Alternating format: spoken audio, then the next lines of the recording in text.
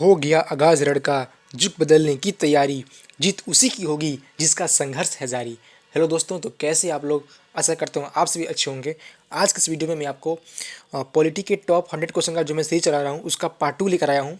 आशा करता हूँ कि आपने पार्ट 1 देखा होगा। अगर नहीं देखा है तो वीडियो के डिस्क्रिप्शन में इसका लिंक है, आप उसे जाकर ज़रूर देखें, क्योंकि ये जो मैं आपका क्वेश्चन करा रहा हूँ वो सारे एग्जाम्स में जो भी प्रीवियस ईयर में पूछे गए हैं उनके विश्लेषण के बाद मैंने इसको कंपाइल किया है, जो आपके किसी भी एग्ज़ाम के लिए बेहद ही महत्वपूर्ण होने वाला है। ठीक है, आप चाहे कोई भी एग्ज़ाम दे रहे हो जिसमें जीके जैसा क्वेश्चन आता है तो आपके लिए ये सीरीज बेहद ही इंपॉर्टेंट होने वाला है। और इस वीडियो में मैं आपको जिस तरह से, जिस वे से जीके जैसे पढ़ाऊँगा, यकीन मानिए आपको इस वीडियो के लास्ट तक और मैक्सिमम चीज़ें आपको क्लास में याद हो जाएंगी। ठीक है, ये मैं आपको गारंटी से कहता हूँ, क्योंकि चीज़ों को पढ़ाने का एक अलग ही तरीका है। और आप जब इस वीडियो में आप लास्ट तक बने रहिए, आप इसे पढ़िएगा तब आपको खुद पता चल जाएगा। क्योंकि इस वीडियो में मैं आपको जो भी क्वेश्चन कराने जा रहा हूँ और उसका सिस्टम और उसको कराने का तरीका मेरा बिल्कुल अलग होगा अन्य लोगों से। ठीक है, आपने ऐसे यूट्यूब पे हज़ारों वीडियो देखी होंगी जीके जीएस का पढ़ाने वाला, बट आज मैं आपको यकीन दिलाता हूँ कि जब आज वीडियो को लास्ट तक बने रहिएगा तो आपको एक अलग ही फीलिंग आएगी जीके जीएस पढ़ने का, और आपको जीके जीएस को से बिल्कुल प्रेम हो जाएगा। ठीक है, तो मैं आपको इस वीडियो में सब्सक्राइब करने के लिए नहीं कहूँगा, क्योंकि मैं जानता हूँ कि अगर आपको वीडियो अच्छा लगेगा, ठीक है, तो आप ज़रूर करेंगे, उसमें कोई दिक्कत नहीं है। क्योंकि देखिए, कंपटीशन में वही आगे निकलता है जो एक स्मार्ट तरीके से पढ़ाई करता है, और मैं आपको जीके का एक स्मार्ट तरीके से ही ये इससे मैं आपको सारी चीज़ें बताने का प्रयास करूंगा, जो भी क्वेश्चन है। ठीक है, तो चलिए आपका टाइम जाया ना करते हुए मैं इस वीडियो को स्टार्ट करता हूं। ठीक है, और हम उसको पार्ट 2 को स्टार्ट करेंगे। ठीक है, चलिए तो हम क्वेश्चन को शुरू करते हैं। चलिए तो हम फाइनली इसमें आपका पहला जो क्वेश्चन है वो है आपका, इस वीडियो को आपको ध्यान से देखना है, और जो भी मैं आपको इंपॉर्टेंट पॉइंट बताऊं, ठीक है, उसको आपको नोट भी करना है, क्योंकि वो चीज़ें आपकी लाइफ में काफ़ी ज़्यादा हेल्प करेगी, आपके एग्जाम में रिकॉल करने में काफ़ी ज़्यादा हेल्प करेगी। ठीक है, तो चलिए मैं इसको स्टार्ट करता हूँ। पहला क्वेश्चन है, शिक्षा किस सूची का विषय है? ठीक है, इसमें आपको ऑप्शन देखिए, ऑप्शन दिया है समवर्ती सूची, ठीक है, दूसरा है राज्य सूची, केंद्र सूची, और डी में इनमें से कोई नहीं। तो आशा करता हूँ कि आपने इसका आंसर दिया होगा। इसका आंसर मैं आपको बता दूँ, इसका जो राइट आंसर होगा वो होगा आपका यहाँ पे देखिए ऑप्शन नंबर ए राइट होगा। क्या होगा? समवर्ती सूची। शिक्षा किस सूची का विषय है? तो वो है आपका समवर्ती सूची का विषय है। अच्छा, ये तो हो गया समवर्ती सूची का, बट हम लोग क्या करेंगे, इस जीके इसके बाकी जो भी ऑप्शन है इस क्वेश्चन के, उसके साथ भी खेलेंगे। ये पढ़ने का सबसे बेस्ट तरीका है, क्योंकि आपको जब आप ढेर सारी इन्फॉर्मेशन को जोड़ के पढ़िएगा तो आपके एग्जाम में काफ़ी ज़्यादा हेल्प करेगा। ठीक है, तो चलिए पहला है आपका तो हो गया समवर्ती सूची, अब दूसरा है राज्य सूची। तो आपको ध्यान रखना है, ठीक है, इन तीनों में जो अभी फ़िलहाल में जो विषय शामिल हैं वो आपको याद रखना है। मैं आपको बता दूं, जो हमारा समवर्ती सूची है, ठीक है, उसमें कितना विषय है तो आपको इसको याद रखना है। हमारा जो समवर्ती सूची है, ठीक है, उसमें और केंद्र सूची और राज्य सूची तीनों का आपको याद रखना है। तो आपके इस एग्जाम में बार बार क्वेश्चन पूछा जाता है। तो देखिए, हमारा जो समवर्ती सूची है उसमें कितना विषय है? 52 विषय है। और हमारा जो राज्य सूची है उसमें कितना विषय है? उसमें है 61 विषय है। ठीक है, और जो हमारा केंद्र सूची है उसमें कितना विषय है? उसमें विषय है 100। तो आपको ये तीनों याद रखना है। साथ ही साथ आपको ये भी याद रखना है कि जो हम पंचायती राज्य से संबंधित बात करते हैं, तो पंचायती राज किस में आता है? वो आता है राज्य सूची में। ठीक है, ऐसे ही कुछ और इंपॉर्टेंट, जैसे आपको रेलवे पुलिस किस विषय में आता है? वो आता है राज्य सूची में। तो आपको ये चीज़ याद रखना है। ठीक है, और साथ में अगर कृषि बात करूँ तो कृषि जो वर्ड है वो किस सूची से संबंधित है? तो संबंधित है राज्य सूची से। ठीक है, तो एक क्वेश्चन से आपको इतनी सारी जानकारी मिली जो कि बेहद इंपॉर्टेंट है। और अगर आप कुछ इंपॉर्टेंट मैं आपको एक्स्ट्रा फैक्ट्स बताता हूँ तो आप उसको प्लीज़ नोट करें। ठीक है, क्योंकि आपको रिवीजन में काफ़ी हेल्प करेगा। अब आता हूँ सेकंड क्वेश्चन पे। जो हमारा सेकंड क्वेश्चन है, सेकंड क्वेश्चन क्या है? समाजवादी, अखंडता एवं पंथ निरपेक्ष शब्द संविधान की प्रस्तावना में किस संविधान संशोधन द्वारा शामिल किया गया था? ठीक है, अब इसमें आपका ऑप्शन देखिए, इसमें आपका ऑप्शन कौन सा है? तो ऑप्शन है 44 अमेंडमेंट, 42 अमेंडमेंट, 86 अमेंडमेंट, और चौथा है 73 अमेंडमेंट। चार ऑप्शन है, बट अगर मैं बात करूँ इसका राइट ऑप्शन का, तो इसका जो राइट ऑप्शन है वो क्या हो जाएगा? इसका जो राइट ऑप्शन है वो हो जाएगा 42 अमेंडमेंट। ठीक है, जो कि एक तरह से ये मैं आपको बता दूं ये कब हुआ था, ये हुआ था 1976 में। और ये जो 42 अमेंडमेंट है, ठीक है, वो उसको हम लोग एक अलग रूप में जानते हैं, जिसको हमें लघु संविधान भी कहते हैं। तो आपको ये भी याद रखना है, 42 अमेंडमेंट को हम लोग लघु संविधान भी कहते हैं। और साथ साथ जो 44 आपका अमेंडमेंट है, यहाँ याद रखना है जो ऑप्शन नंबर ए में है, इससे क्या हुआ था, तो इससे हमारे जो संपत्ति का अधिकार है उसको मौलिक अधिकार से हटाया गया था, और इसको आज एक एक वैधानिक अधिकार बना दिया गया है, ठीक है। जो पहले ये था, इसको याद रखना है आपको कि एग्जाम में क्वेश्चन पूछेगा कि संपत्ति का अधिकार किस संशोधन द्वारा इसको हटाया गया, तो आपको याद रखना है कि वो कौन सा अमेंडमेंट है, वो है 44 अमेंडमेंट, मतलब 44 संविधान संशोधन द्वारा इसको हटाया गया, ठीक है। अच्छा, जो थर्ड है आपका, थर्ड में है 86 अमेंडमेंट। तो 86 अमेंडमेंट आपको याद रखना है, इसके द्वारा क्या हुआ था, तो हमारा जो 86वां संशोधन है, ठीक है, उसके द्वारा क्या किया गया था कि 2003 में शिक्षा को जो है, जैसे हम लोग बात करें तो शिक्षा को, जो शिक्षा का अधिकार है, ठीक है, उसको शामिल किया गया था हमारे मौलिक अधिकार में। तो आपको याद रखना है, ठीक है। इसको अब बेहद ही इम्पॉर्टेंट है। इसमें ये कहा गया कि 6 से 14 वर्ष के जो बच्चे हैं, ठीक है, उनको शिक्षा देना एक अनिवार्य विषय है, एक अनिवार्य है, चाहे वो उनके पेरेंट्स जो भी हो, उनको ये शिक्षा देना चाहिए। और इसको किस अनुच्छेद में वर्णित किया गया है, वो किया गया है अनुच्छेद 21 के ए में, ठीक है। अब चलिए, अब लास्ट है आपका 73 अमेंडमेंट। तो आपको याद रखना है जो हमारा 73 अमेंडमेंट हुआ था वो किससे संबंधित है, तो है पंचायती राज्य से, ठीक है। तो पंचायती राज जो होती है रूरल एरिया में, तो उससे संबंधित है कौन सा 73, और 74 है शहरी एरिया में जो होता है सिस्टम होता है हमारा जो पंचायती लेवल का, उससे संबंधित है। तो आपको दोनों याद रखना है। तो इस क्वेश्चन से आपको इतनी सारी जानकारी मिलती है, क्योंकि देखिए क्वेश्चन एक ही है, लेकिन अगर हम उसके ऑप्शंस के साथ चलेंगे, ठीक है, तो चीज़ों को काफ़ी अच्छे से हम लोग क्लियर कर पाएंगे। क्योंकि एग्जाम में क्वेश्चन यहीं से बनता है। मान लीजिए आपने इस क्वेश्चन को एक क्वेश्चन पढ़ लिया कि समाजवादी अखंडता और पंथनिरपेक्ष संविधान की प्रस्तावना की किस संशोधन द्वारा शामिल किया गया, तो आपको आंसर हो गया 42। लेकिन अगर एग्जाम में मान लीजिए कि 42 नहीं आए, अगर बाकी सब चले ऑप्शन 44 आ जाए, 86 आ जाए, 73 आ जाए, तो फिर आप क्या कीजिएगा। इसीलिए मैं कहता हूँ कि जब भी आप जीके इसको पढ़िए, इसका पढ़ने सबसे बेस्ट तरीका है उसके ऑप्शन को साथ में जोड़ के पढ़िए, उसको ऑप्शन को भी देखिए। क्योंकि एग्जाम में इस तरह से पढ़ाई करने से आपका कॉन्फिडेंस लेवल एक अलग लेवल का होगा, और एग्जाम में आपका एक भी क्वेश्चन नहीं छूटेगा। मेरा ये मैं आपसे ये मैं गारंटी लेता हूँ कि आप इस सीरीज तक लास्ट तक बने रहिएगा। इस तरह से जैसे मैं पॉलिटी करा रहा हूँ, इसके बाद मैं हिस्ट्री कराऊंगा, फिर ज्योग्राफी कराऊंगा, ठीक है। इसके साथ ही मैं जीके जितने भी पोर्सन है उस सब आपका कंप्लीट हो जाएगा इस चैनल पे, ठीक है। तो चलिए अब मैं बढ़ता हूँ नेक्स्ट क्वेश्चन पे। तो आपका जो अगला क्वेश्चन है वो कौन सा है, अगला है भारतीय संविधान किस प्रकार की नागरिकता प्रदान करता है। ये क्वेश्चन है आपका, भारतीय संविधान किस प्रकार की नागरिकता प्रदान करता है। इसमें आपका आंसर, पहले तो मैं आपका ऑप्शन बताता हूँ। पहला ऑप्शन है एकल नागरिकता, दूसरा ऑप्शन है दोहरी नागरिकता, तीसरा ऑप्शन है दोनों, और डी में इनमें से कोई नहीं, ठीक है।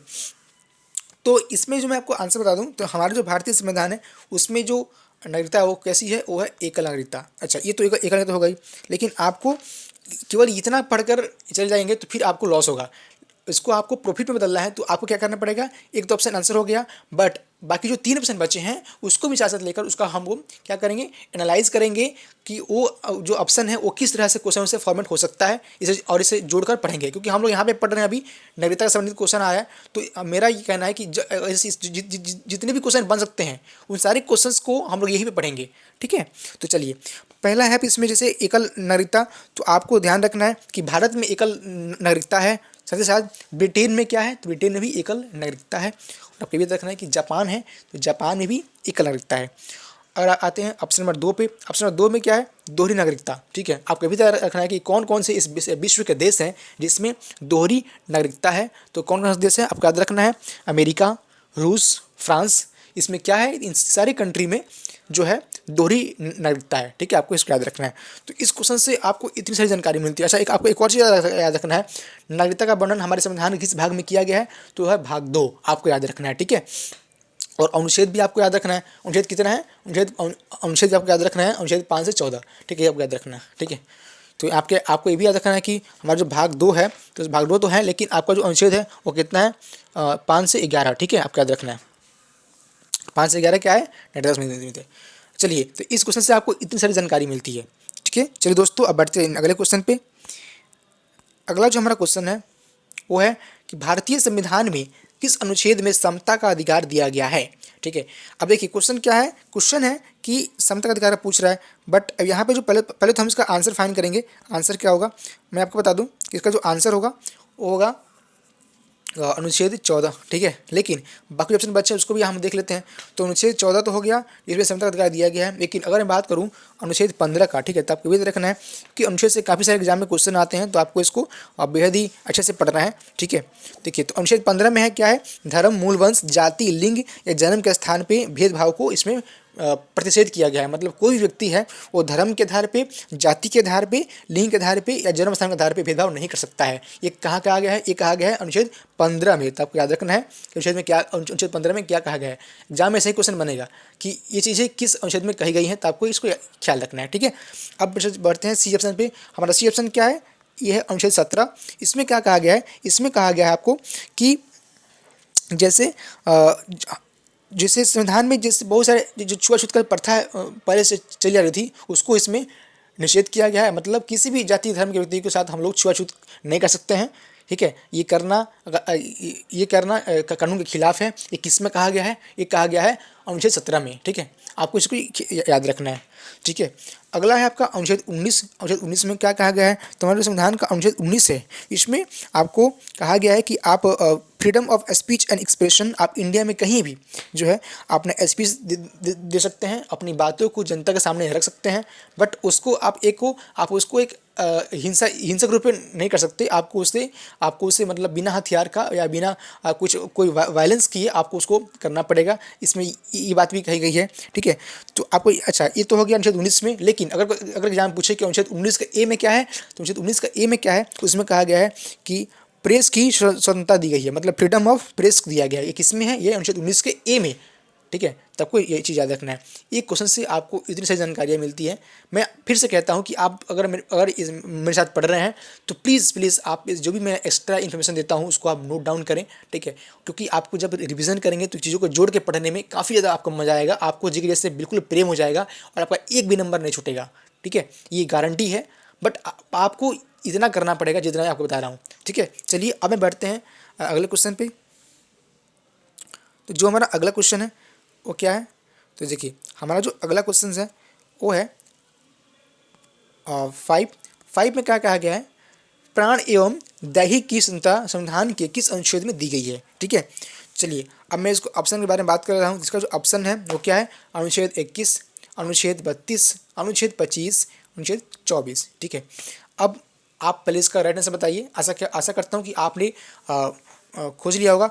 अब मैं इसका आंसर बताता हूँ। तो जैसे आपने देखा कि इसमें कहा गया है प्राण दैहिक, तो इसमें इसका राइट आंसर होगा वो क्या होगा, वो हो जाएगा आपका अनुच्छेद कौन सा हो जाएगा, इसका अनुच्छेद क्या हो जाएगा, वो हो जाएगा आपका 21। ठीक है, अनुच्छेद 21 हो जाएगा आंसर। लेकिन ये तो हो गया इसका आंसर इसमें कहा गया है। लेकिन बाकी जो 3 ऑप्शन बचे हैं उसका भी हम क्या करते हैं, पोस्टमार्टम करते हैं। तो आइए साथ में उसका हम पोस्टमार्टम करेंगे। हमारा जो अनुच्छेद 32 है उसमें क्या कहा गया है, तो अच्छा अनुच्छेद 32 में ये चीज़ क्या है, बहुत सारी चीज़ें हैं जिसको हम लोग इम्प्लीमेंट कर सकते हैं संविधान में और समय समय से। और साथ ही साथ इसमें ये भी कहा गया है कि जैसे कोई भी जैसे सुप्रीम कोर्ट है या हाई कोर्ट है, ठीक है, किसी मामले में किसी को सजा देती है तो उसके लिए हम लोग इसमें रिट जारी कर सकते हैं। ये चीज़ इसमें कहा गया है। ये सब चीज़ें किस में है, ये सब चीज़ें हैं अनुच्छेद 32 में। और चूँकि डॉक्टर भीमराव अम्बेडकर ने इतनी इसको क्या कहा है, इसको कहा है संविधान का हृदय और आत्मा कहा है, इसलिए ये बेहद इंपॉर्टेंट रहता है। ये अनुच्छेद एग्जाम में पूछने का बहुत ज़्यादा चांस है। करीब सारे एग्जाम्स में इसमें क्वेश्चन आते हैं कि अनुच्छेद 32 को या ऐसा कहता है कि डॉक्टर भीमराव अम्बेडकर ने संविधान की हृदय और आत्मा किस अनुच्छेद को कहा है। तो वो आपको याद रखना है कि हमारे जो संविधान का अनुच्छेद 32 है उसको कहा गया है। ठीक है, तो आपको ये चीज़ याद रखना है। ठीक है, चलिए अब जो अगला है ऑप्शन सी में क्या है, अनुच्छेद 25। आपको याद रखना है जो हमारा जो अनुच्छेद 25 है, ठीक है, इसमें क्या कहा गया है, तो इसमें धर्म और संस्कृति की स्वतंत्रता का अधिकार दिया गया है। इसमें आपको 4 अनुच्छेद हैं, आपको याद रखना है। ठीक है, 25, 26, 27, 28 और 25 में कहा गया है कि मतलब आपने धर्म के लिए जो कोई ऐसा संस्थान खोल सकते हैं, ठीक है, जिसमें आपको धर्म का प्रचार प्रसार हो सके। ठीक है, ये चीज़ में कहा गया है किसमें, अनुच्छेद 25 में। ठीक है, अच्छा हमारा जो अनुच्छेद 24 है इसमें क्या कहा गया है, इसमें कहा गया है आपका कि शोषण का विरोध किया गया है। जो छोटे बच्चों के साथ जो शोषण होता है, ठीक है, बाल श्रम के प्रति इसने प्रतिषेध किया गया है, इसको इसमें रोक लगाया है, किसमें, अनुच्छेद 24 में, ठीक है। तो एक क्वेश्चन से आपको इतनी सारी जानकारी मिलती है, आपको इसको ध्यान रखना है, ठीक है। क्योंकि देखिए क्वेश्चन कहीं से भी आ सकता है, आपको जरूरी नहीं है कि अगर मैं जो क्वेश्चन है तो वहीं आपके एग्जाम में आएगा, हो सकता है कि जो इसका ऑप्शन है उससे भी एग्जामिनर क्वेश्चन बना दे, तो आपको हर तरह से तैयार रहना पड़ेगा, क्योंकि कंपटीशन का अच्छा खासा लेवल है आजकल, ठीक है। तो आपको एक स्मार्ट तरीके से पढ़ना पड़ेगा, जैसे आपको पढ़ा रहा हूँ। चलिए अब आते हैं अगले क्वेश्चन पे। हमारा जो अगला क्वेश्चन है वो कौन सा है कि भारत के संविधान में समान काम के लिए समान वेतन के अधिकार का प्रावधान कहाँ पे दिया गया है, ठीक है। तो यहाँ पे अगर मैं ऑप्शन की बात करूँ तो आपका जो ऑप्शन है वो कौन कौन सा है, तो ऑप्शन नंबर ए है राज्य की नीति निषेध तत्वों में, ठीक है। ऑप्शन 2 क्या है, मूल अधिकार। ऑप्शन 3 क्या है, मूल कर्तव्य। और ऑप्शन 4 क्या है, इनमें से कोई नहीं, ठीक है। आपका जो राइट आंसर है वो आपका, मैं बता दूँ आपका राइट आंसर क्या होगा, वो हो जाएगा आपका राज्य के नीति निषेध तत्व हो जाएगा। Option number A is a right answer. लेकिन आपको याद रखना है बाकी जो 3 ऑप्शन है उसको भी हम साथ में पोस्टमार्टम करेंगे। देखिए पहला ऑप्शन जो इसमें दिया गया है राज्य के नीति निषेध तत्वों में, इसमें आपको याद रखना है कि अनुच्छेद कहाँ से कहाँ तक है, ठीक है। तो आपको ये चीज़ बेहद ही इंपॉर्टेंट है जो आपको याद रखना है। इसमें जो अनुच्छेद है वो कहाँ से, अनुच्छेद 36 से 51 तक वर्णन किया गया किसका, राज्य के नीति निषेध तत्वों का, ठीक है। अगला जो है दूसरा सेकंड है मूल अधिकार। अगर बात करें मूल अधिकार का, तो मूल अधिकार को हम लोग सबसे बताइए, मूल अधिकार जो है वो किस देश के संविधान से लिया गया है, तो सोवियत रूस से, सोवियत उसको मूल कहाँ से लिया गया है, मूल कर लिया गया है संयुक्त राज्य अमेरिका से। और साथ में जो मूल कर्तव्य है उसको कहाँ से लिया गया है, वो लिया गया सोवियत रूस से, ठीक है, आपको याद रखना है। और साथ ही साथ मैं बता दूँ कि इसमें बहुत सारे ऐसे टॉपिक्स हैं जो कि जिससे क्वेश्चन 12 पूछा जाता है, उन्हीं टॉपिक को मैंने इसमें कलेक्ट किया है, तो आपको बिल्कुल ध्यान से पढ़ना है, ठीक है। चलिए तो मूल कर्तव्य की बात हो गया, मूल अधिकार की बात हो गया, और इसमें हम लोग बात करेंगे। अच्छा एक और चीज़ याद रखना है, जो समान काम और समान वेतन का है बात है वो किस अनुच्छेद में है, तो आपको चीज़ बिल्कुल याद रखना है, वो है आपका किस अनुच्छेद में है, तो वो है अनुच्छेद 44, ठीक है, आपको याद रखना है अनुच्छेद। अच्छा अनुच्छेद 40 में क्या है, अनुच्छेद 40 में आपका ग्राम पंचायत के बारे में वर्णन किया गया है। और समान काम के लिए समान वेतन का वर्णन किस में किया गया है, अनुच्छेद 39 में। और 44 में क्या है कि आपको यूनिफॉर्म सिविल कोड का वर्णन किया गया है, किसमें, अनुच्छेद 44 में, आपको याद रखना है। आपका जो अगला क्वेश्चन है वो क्या है, भारतीय संविधान की किस समिति की सिफारिश पे मूल कर्तव्य को संविधान में शामिल किया गया, ठीक है। पहला आप दिया ऑप्शन दिया है सरदार स्वर्ण सिंह समिति 1976, दूसरा ऑप्शन है बलवंत राय मेहता समिति, तीसरा ऑप्शन है पुंछी आयोग, और चौथा ऑप्शन है BM तरकुंडे समिति, आपको याद रखना है। अच्छा चलिए अब आप मैं इसका बताता हूँ राइट आंसर क्या होगा। इसका जो राइट आंसर है वो हो जाएगा यहाँ पे याद रखना है सरदार स्वर्ण सिंह समिति 1976, ठीक है, ये तो हो गया। अच्छा ये जो समिति जो समिति है ये संबंधित है हमारे जो मूल कर्तव्य है उस संबंधित है। लेकिन आपको भी याद रखना है कि जो हमारा बलवंत राय मेहता समिति है, आपको भी याद रखना है वो संबंधित किससे है, तो वो है आपका पंचायती राज्य से संबंधित है, आपको याद रखना है, ठीक है।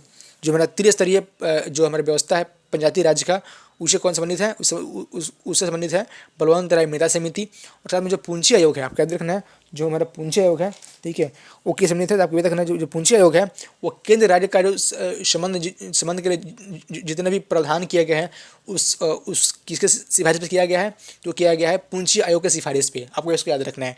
और लास्ट में है BM तरकुंडे समिति। तो इस समिति के द्वारा क्या किया गया कि जो हमारा वोट देने का जो एज है, ठीक है, उसको जो है 21 से घटा के 18 वर्ष किया गया, आपको याद रखना है।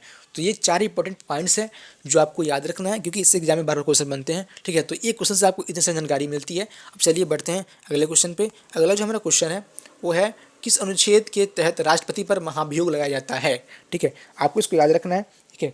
तो देखिए जो राष्ट्रपति का महाभियोग की बात की गई है, ठीक है, तो इसका आंसर हो जाएगा, मैं बात करूँ राइट आंसर का, तो ये हो जाएगा अनुच्छेद 61, ठीक है। लेकिन आपको राष्ट्रपति से संबंधित और कुछ इंपॉर्टेंट अनुच्छेद है जो आपको याद रखना है, जिससे एग्जाम में बार बार क्वेश्चन बनता है। पहला था इसमें दिया गया अनुच्छेद 52, ठीक है। तो आपको याद रखना है जो अनुच्छेद 52 इसमें कहा गया है कि भारतीय संविधान में राष्ट्रपति के पद का जिक्र किया गया है कि हाँ राष्ट्रपति होगा एक संविधान में, उसका बेहद ही इंपॉर्टेंट स्थान होगा, ठीक है। मतलब राष्ट्रपति क्या होता है, वो होता है आपका कार्यपालिका, मतलब कार्यपालिका का प्रमुख होता है कौन, राष्ट्रपति, आपको याद रखना है, ठीक है। और जो प्रधानमंत्री होता है वो किसका प्रमुख होता है, वो होता है विधायिका का प्रमुख होता है, कौन सा, PM। और साथ में जो सुप्रीम कोर्ट है वो होता है न्यायपालिका का प्रमुख होता है, ठीक है, आपको याद रखना है। और जो इसमें अनुच्छेद 53 है इसमें क्या कहा गया है, इसमें 1953 में ये कहा गया है कि संघ की जो कार्यपालिका शक्ति होगी वो किस में निहित होगी, वो निहित होगी राष्ट्रपति में निहित होगी। आपको इसे बेहद इंपॉर्टेंट याद रखना है। अनुच्छेद 52 और 53 एग्जाम में बार इससे क्वेश्चन बनता है, आपको इसे याद रखना है, ठीक है।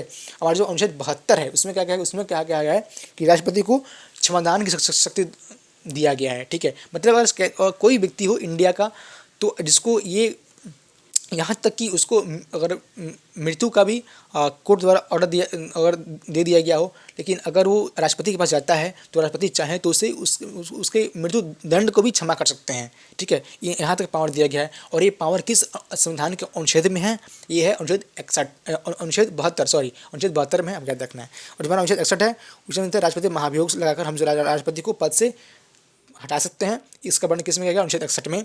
और अनुच्छेद 72 में क्या है, क्षमादान की शक्ति है किसको, राष्ट्रपति को जो दिया गया है उसको लेकर वर्णन किया गया है, ठीक है। तो चाहिए इस एक क्वेश्चन से आपको इतनी सारी जानकारी मिलती है, ठीक है। अच्छा, अभी वर्तमान में राष्ट्रपति कौन है तो आपको उसी चीज़ मालूम होना चाहिए, ठीक है। तो बेहद इंपॉर्टेंट है, आपको इस सब चीज़ें याद रखनी है, ठीक है। अब चलिए मैं आपको एक और इम्पॉर्टेंट चीज़ बताता हूँ जो एग्जाम में बार इससे क्वेश्चन बनता है, ठीक है। जो हमारे अभी राष्ट्रपति हैं, ठीक है, जो कोई रामनाथ कोविंद, वो कौन स्वरूप के हैं तो वो हमारे जो बता दूं आपको, वो 14वां राष्ट्रपति हैं हमारा जो गणतंत्र भारत है उसके, आपको याद रखना है, ठीक है। अच्छा, राष्ट्रपति जो है वो कुछ पद की भी नियुक्ति करता है, आपको भी याद रखना है, ठीक है। जैसे प्रधानमंत्री हो गए, राज्यों के राज्यपाल हो गए, विधायक हो गया, ठीक है, उच्चतम न्यायालय का उच्च न्यायालयों के जो न्यायाधीश हो गए, इन सबकी नियुक्ति कौन करता है, राष्ट्रपति करता है। और मैं आपको बता दूं कि जो राष्ट्रपति का कार्यकाल कितने होता है, तो राष्ट्रपति का जो कार्यकाल है वो होता है कितना वर्ष का, 5 वर्ष का। और इसका जो चुनाव है वो कैसे होता है, तो इसका चुनाव होता है, आपको बता दूँ, अप्रत्यक्ष मतदान से होता है, ठीक है, आपको याद रखना है। एकल हस्तांतरीय मत प्रणाली द्वारा होता है, ठीक है, सिंगल ट्रांसफरेबल वोट सिस्टम द्वारा इसका चुनाव होता है। और मैं बता दूं कि इसका जो वेतन है वो कितना होता है, वेतन होता है कितना, 5 लाख। मतलब राष्ट्रपति का मासिक वेतन कितना है, 5 लाख। हाँ जी, आपने सही सुना, 5 लाख वेतन होता है राष्ट्रपति का, आपको याद रखना है, इसी एग्जाम में क्वेश्चन बनता है। चलिए अब मैं आता हूँ अगले क्वेश्चन पे। अगला क्वेश्चन है वो क्या है, 9 नंबर क्वेश्चन क्या है, निर्विरोध रूप से चुने गए भारत के प्रथम राष्ट्रपति कौन थे, ठीक है। इसमें ऑप्शन नंबर ए है रामनाथ कोविंद, ठीक है, ऑप्शन नंबर बी है Neelam Sanjiva Reddy, option number C है ज्ञानी जैल सिंह, और ऑप्शन नंबर डी है प्रतिभा देवी सिंह पाटिल, ठीक है। ये 4 ऑप्शन हो गए। आपको पहले आप इसका आंसर ढूंढिए। आशा करता हूँ कि आपने इसका आंसर खोज लिया होगा, ठीक है। चलिए अब मैं आपको इसका राइट आंसर बताता हूँ। इसका जो राइट आंसर है वो हो जाएगा नीलम संजीवा रेड्डी, ठीक है। अच्छा, ये तो हो गया इसका आंसर, बट आपको जो 3 और ऑप्शन है उसके बारे में आपको ध्यान से देखना है। तो हमारे जो रामनाथ कोविंद है, ठीक है, इनके बारे में आपको इंपॉर्टेंट चीज़ याद रखना है, ठीक है, क्योंकि इस क्वेश्चन एग्जाम में बार बनता है। और जो रामनाथ कोविंद है आपको याद रखना है कि ये हमारे जो गणतंत्र भारत के 14वें नंबर राष्ट्रपति हैं। और साथ ही साथ यूपी के जो हमारा उत्तर प्रदेश है उसके उत्तर प्रदेश के मूल के जो प्रथम राष्ट्रपति हैं, ठीक है, वो कौन है, वो हैं, वो जो प्रथम राष्ट्रपति हैं वो कौन से हैं, तो वो हैं रामनाथ कोविंद, ठीक है, आपको याद रखना है। और जो जहाँ पे जो तीसरा ऑप्शन क्या है, तीसरा ऑप्शन है आपका ज्ञानी जैल सिंह, तो क्या भी याद रखना है, जो हमारा ज्ञानी जैल सिंह है, ठीक है, वो प्रथम सिख राष्ट्रपति हैं।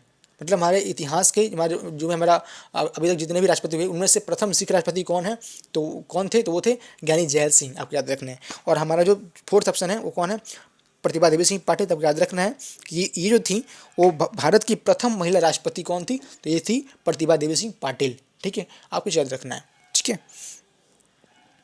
तो इस क्वेश्चन से आपको इतनी सारी जानकारी मिलती है। चलिए अब बढ़ते हैं अगले क्वेश्चन में।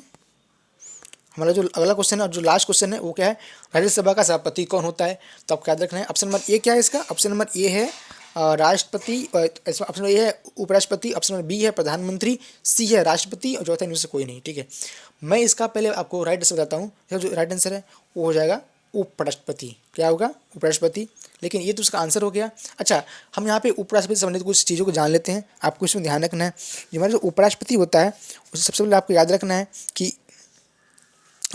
इसका जो निर्वाचन होता है, ठीक है, उसमें कौन कौन शामिल होते हैं, तो दोनों सदनों के सभी इलेक्टेड मेंबर्स होते हैं और मनोनीत दोनों होते हैं। उपराष्ट्रपति में क्या होता है कि इलेक्टेड भी होंगे और मनोनीत भी होंगे, लेकिन जो राष्ट्रपति होता है, ठीक है, तो राष्ट्रपति का जो निर्वाचन होता है इसमें केवल निर्वाचित सदस्य भाग लेते हैं दोनों सदनों के, और साथ में राज्य के विधानसभा के साथ ही साथ दिल्ली और पांडिचेरी के विधानसभा के सदस्य भी शामिल होते हैं जो कि निर्वाचित होते हैं, तो आपको याद रखना है। तो सर डिफरेंस आपको याद रखना है कि राष्ट्रपति का चुनाव होता है उसमें कौन शामिल होता है और उपराष्ट्रपति में कौन शामिल होता है, आपको दोनों चीज़ याद रखना है क्योंकि इससे क्वेश्चन बनता है।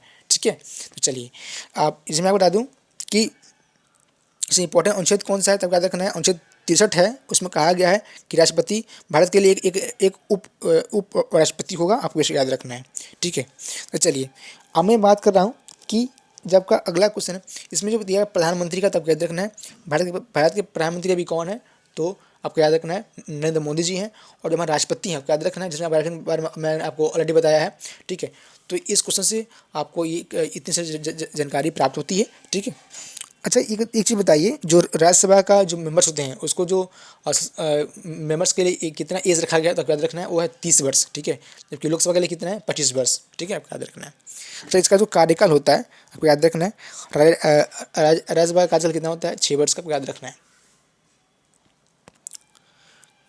तो ये कुछ इंपॉर्टेंट क्वेश्चन थी जो मैंने आपको बताया। आशा करता हूँ कि आपको इस सारे क्वेश्चन से आपको काफ़ी कुछ सीखने को मिला होगा, क्योंकि मैंने जिसमें जो 10 क्वेश्चन लगभग कराए हैं, लेकिन ये क्वेश्चन 10 नहीं, इससे आपको काफ़ी सारे क्वेश्चन लगभग अराउंड आपको 50 क्वेश्चन आपके लिए तैयार हो चुके होंगे, जो कि आपको अनजाने में ही आपने 10 नहीं बल्कि 15 क्वेश्चन आपने तैयार कर लिया होगा। ठीक है, क्योंकि पढ़ाने का सबसे बेस्ट तरीका मेरे हिसाब से यही है। और आप प्लीज़ आप इसको आपको अपने आप यकीन हो जाएगा, आप डेली इस सीरीज़ को फॉलो कीजिए। ठीक है, और देखिए आपको एक अलग से कॉन्फिडेंस फील होगा। आप जिस भी एग्जाम में बैठेंगे उसमें आपका जीएस में स्कोर बिल्कुल एक्यूरेट होगा और आप उस एग्जाम में सफल होंगे। ठीक है, तो इसी आशा और विश्वास के साथ मैं इस वीडियो को यहीं पे एंड करता हूँ। और साथ में इसका जो नेक्स्ट पार्ट है वो मैं बहुत जल्दी लेकर आऊँगा, पार्ट 3। इसीलिए मैं कहता हूँ कि आपको इस चैनल को जो है बिल्कुल आप सही से फॉलो कीजिए पूरी ईमानदारी से, तो आपका सिलेक्शन कोई नहीं रोक सकता है। ठीक है, तो प्लीज़ आपसे यही रिक्वेस्ट है, अगर वीडियो आपको अच्छा लगा होगा तो इस चैनल को सब्सक्राइब करके रखिए, क्योंकि नेक्स्ट जो पार्ट है वो मैं इस पर बहुत जल्दी लेकर आऊँगा। और प्लीज़ यार वीडियो को बनाने में इतना मेहनत लगा है, इतनी सारी इन्फॉर्मेशन मैं आपके साथ लेकर आया हूँ, इतने सारे सूचनाओं को फैक्ट्स को मैंने जोड़ के आपके साथ पढ़ाया है, तो प्लीज़ यार मेरे लिए एक तो लाइक ज़रूर बनता है, आप इस वीडियो को लाइक करें। ठीक है, और साथ में उन तमाम दोस्तों के बीच में शेयर करें जो कि आपके जो भाई बहन हैं जो कि इस एग्ज़ाम का तैयारी कर रहे हैं, ताकि उनका भी हेल्प हो सके। और जो पढ़ाने का जो हमारा स्मार्ट तरीका है उससे उनका भी भला हो और वो भी एक गवर्नमेंट एम्प्लॉय बनकर देश की सेवा करें। ठीक है, तो चलिए पढ़ते रहिए, एंजॉय करते रहिए। धन्यवाद।